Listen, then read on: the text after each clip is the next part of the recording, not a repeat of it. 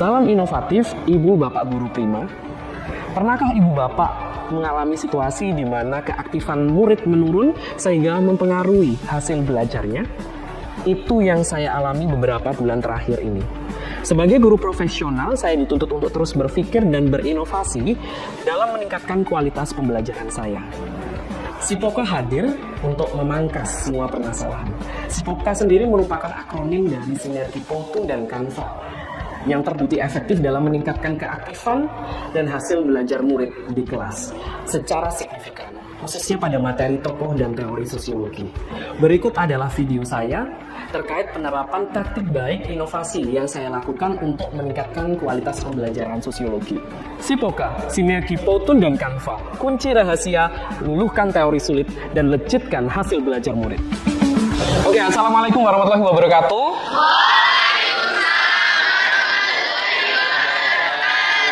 Oke, selamat pagi kelas 10F.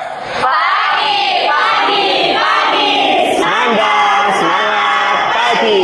Maju terus, pantang mundur, tetap semangat. Oke, luar biasa sekali semangatnya. Anak-anak, bagaimana kabar kalian hari ini? Alhamdulillah ya, luar biasa sekali saya lihat semangatnya. Tetap jaga kesehatan karena banyak sekali teman kita yang ada di kelas lain itu tumbang anak-anak ya. Sakit karena mungkin maamnya tidak terjaga. Mungkin kalian juga perlu mengkonsumsi vitamin ya karena musim pancaroba seperti ini. Oke, hari ini Pak Ivan presensi dulu untuk mengecek kehadiran karena kalau saya lihat ini ada beberapa yang tidak hadir ya. Oke, Aron mana Aron? Sakit ya? Ada surat izinnya?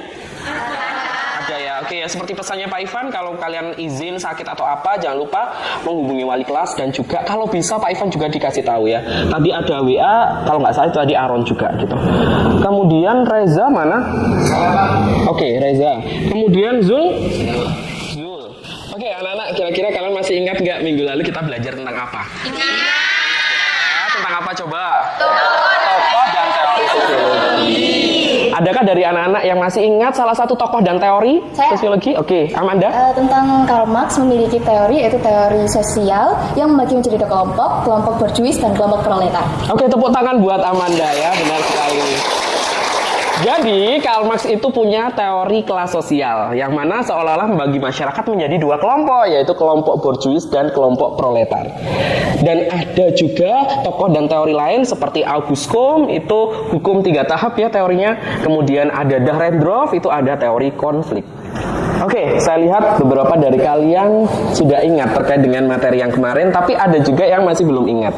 Ya, jadi tujuan kita pembelajaran hari ini adalah untuk memperdalam kembali anak-anak materi tentang tokoh dan teori sosiologi. Ya, hari ini juga kalian akan mempresentasikan hasil dari komik strip yang sudah kalian buat. Ya, jadi komik strip itu merupakan visual dari kalian menangkap realitas di masyarakat, kalian kaji menggunakan teori, dan kalian visualkan menggunakan komik strip. Oke anak-anak, ini adalah slide materi hari ini, yaitu kita akan mendalami terkait dengan tokoh dan teori sosiologi. Oke anak-anak, untuk mengukur pemahaman kalian seputar materi tokoh dan teori sosiologi, di sini Pak Ivan sudah menyiapkan assessment awal dalam bentuk 5 soal pilihan benar dan salah. Silakan anak-anak bisa mengerjakan di bangkunya masing-masing. Di situ sudah ada lembar assessment awal yang harus kalian kerjakan.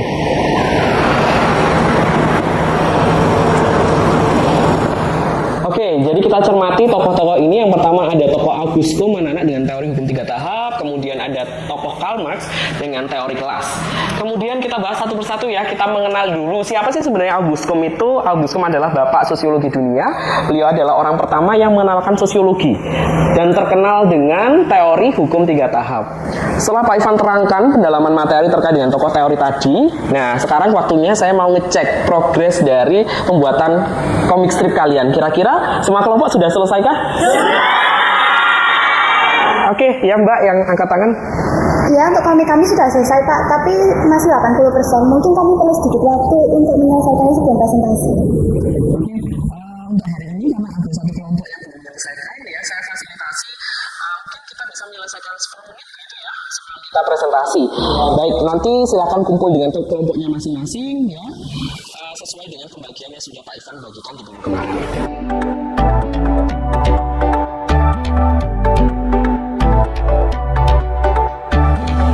Oke, kelompok 1, bagaimana progres tugasnya ada kesulitan apa tidak? Tidak ya. Oh ya, ini sudah jadi. Nah, ini kamu teori. Ini teori Karl Marx ya. Oh ya, dengan judulnya takut kalah saing. Wah, ini menarik ini nak. Ya, ini sudah sesuai. Mulai di desainnya juga menarik. Ini kalian pakai Canva ya? Iya. Oke, sip. Lanjutkan ya. Iya, Kak. Ini kelompok 2. Nah, kelompok 2 kamu dapat teori apa? Teori dramaturgi, Pak. Dramaturgi ya. Dramaturgi ini karyanya Erwin Goffman. Iya. Ini juga bagus ini. Ya, jalan ceritanya ini juga nyambung. Oke. Ada kesulitan selama pekerjaan ini? Tidak ada. Tidak ada ya. Luar biasa. Tepuk tanganlah buat kalian. Saya lanjut ke kelompok yang lain ya. Ya. Kelompok sini bagaimana? Aman ya? Oke anak-anak, sekarang waktu pengerjaannya sudah selesai ya. Sudah Pak Ivan kasih waktu 10 menit untuk finishing. Sekarang waktunya kita presentasi. Dimulai dari kelompok 1. Ya, silahkan maju kelompok 1 untuk mempresentasikan karyanya. Assalamualaikum warahmatullahi wabarakatuh. Waalaikumsalam warahmatullahi wabarakatuh. Oke teman-teman, saya akan mempresentasikan tentang hasil karya kelompok kami yang telah kami kerjakan selama 1 minggu. Jadi, ini merupakan teori dari Auguste Comte, hukum 3 tahap. Oke, kelompok 1 sampai kelompok 6 tadi sudah mempresentasikan karyanya. Ya, kemarin juga banyak yang chat Pak Ivan ini caranya gimana ya? Ada yang by WA, ada yang ketemu di ruang guru, dan alhamdulillah sudah terfasilitasi semua, dan alhamdulillah juga komik kalian jadi dan bagus sekali tadi. Beda kelompok, beda ciri khas. Ada yang warnanya tadi mencolok, tapi bagus ya. Yang penting adalah konteks ceritanya. Ya meskipun visual itu juga penting seperti itu, karena berdasarkan profiling kelas kalian kemarin, hasil kelas idaman, kelas ini itu mayoritas anak-anak visual, anak-anak yang menyukai tampilan-tampilan yang lucu-lucu seperti itu. Kemudian anak-anak di kelas 10F ini juga anak-anak kinestetik.